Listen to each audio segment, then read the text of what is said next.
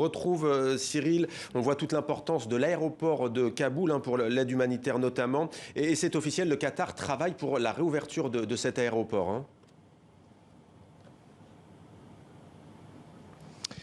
Oui, on a pu nous rendre sur le tarmac de l'aéroport militaire de Kaboul quelques instants après la prise de contrôle par les talibans. Donc tout a été détruit. Les Américains n'ont rien laissé ou ont laissé des hélicoptères, des engins, tous sabotés. En revanche, la bonne nouvelle, vous le disiez, pour la logistique aérienne et l'humanitaire notamment, il semble que le tarmac central ne soit pas endommagé. Donc il y a effectivement les Qataris ou les Turcs, mais c'est surtout les Qataris qu'on voit en ce moment, qui sont d'ailleurs là où je me trouve. Il y a une 150 Qataris, des forces spéciales qui sont à pied d'œuvre, et il semble y avoir eu un accord passé. Les Qataris, Doha est extrêmement proche des talibans. Je rappelle que ce sont eux, le gouvernement du Qatar, qui ont organisé depuis de longs mois les négociations multilatérales engagées par l'administration Trump pour arriver au retrait des Américains.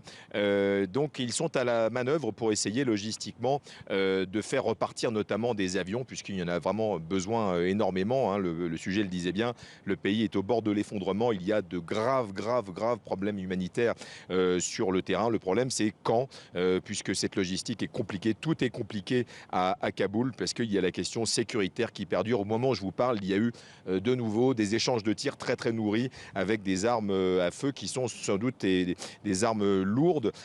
Donc c'est ça aussi le quotidien en Afghanistan. Et donc toute reprise de normalité, la normalisation en tout cas des liaisons aériennes, va prendre du temps, même si le Qatar est à la manœuvre.